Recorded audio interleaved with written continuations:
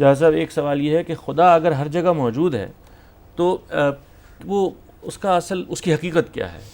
دیکھیے جی، بات یہ ہے کہ خدا کی ذات کے بارے میں تو ہمارے پاس جاننے کا کوئی ذریعہ ہی نہیں، وہ کیسا ہے،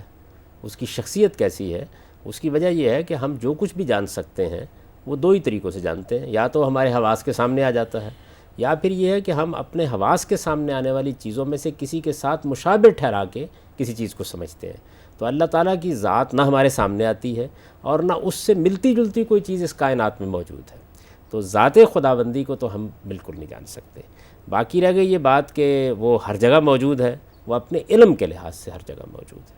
یعنی اس کی موجودگی کی نوعیت کو کسی مادی موجودگی پر قیاس نہیں کرنا چاہیے۔ اللہ تعالیٰ اپنے علم کے لحاظ سے ہر جگہ پر موجود ہے۔ یعنی خدا کی مادی موجودگی کا مطلب ہے کہ خود اپنے جسم کے ساتھ، یعنی کوئی خدا کے جسم کا تصور کرنا یا یہ کرنا کہ وہ فلاں زمان میں یا فلاں مکان میں بیٹھا ہوا ہے، یہ ہماری فہم اور اس سے ماورا ہے۔ تو ذات خداوندی کے بارے میں اس طرح کی قیاس آرائیاں نہیں کرنی چاہیے۔ اس کو قرآن نے بیان بھی کر دیا ہے، لیس کمثلہ شیء، یعنی ہمارے پاس چونکہ اس کی ذات کو جاننے کے لیے کوئی تمثیل کے لیے بھی بنیاد موجود نہیں ہے، تو ہم یہ نہیں جان سکتے۔ ہم اللہ کی صفات کو جانتے ہیں، ان صفات کا ظہور کائنات میں دیکھتے ہیں، اس کو سمجھتے ہیں، اور اسی کی معرفت ہمیں قرآن مجید نے دی ہے۔ جاوید صاحب آپ سے ایک سوال یہ ہے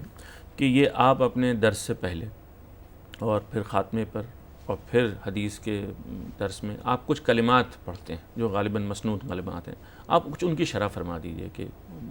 وہ کیا کلمات ہیں اور اس میں کیا دعا ہوتی ہے؟ دو طرح کے کلمات ہیں اور بالکل دعائیہ کلمات ہیں، یعنی ایک تو یہ ہوتا ہے کہ اقول قولی ھذا واستغفر اللہ لی ولکم ولسائر المؤمنین، یعنی میں نے یہ بات آپ تک پہنچا دی ہے، اب میں اپنے لیے بھی اللہ سے مغفرت کی دعا کرتا ہوں، آپ کے لیے بھی مغفرت کی دعا کرتا ہوں، سب مسلمانوں کے لیے مغفرت کی دعا کرتا ہوں، وہ ہمارے گناہ اللہ تعالیٰ بخش دے، ہماری خطاؤں سے درگزر فرمائے، یہ ایک دعا ہے۔ اسی طرح ایک دوسرا کلمہ یہ ہوتا ہے کہ وہ آخر دعوان الحمدللہ رب العالمین، یعنی اب ہم نے اس بات کو مکمل کر دیا تو آخر میں بھی ہم کو اسی بات کو اللہ تعالیٰ کے سامنے پیش کرنا چاہیے کہ اسی کا شکر ہے اور وہ کائنات کا پروردگار ہے۔ یہ بڑے پاکیزہ کلمات ہیں۔ ہمارے دین میں اصل میں اللہ کے ذکر کی بڑی اہمیت ہے۔ ہم سے یہ مطالبہ کیا گیا ہے کہ ہم ہمیشہ اللہ کی یاد میں رہیں، تو اللہ کی یاد میں رہنے کا ایک طریقہ یہ ہے کہ آپ اٹھتے ہوئے، بیٹھتے ہوئے، سوتے جاگتے، کھاتے پیتے، کوئی کام کرتے ہوئے اللہ کو کسی نہ کسی طریقے سے یاد کرتے رہیں۔ وہ دعا کی صورت میں بھی ہوتا ہے، اللہ کی تسبیح اور تحمید کی صورت میں بھی ہوتا ہے۔ تو ہم جب ایک دین کی بات کرتے ہیں تو اس کی ابتدا انتہا میں بھی اس طرح کے کلمات کہتے ہیں۔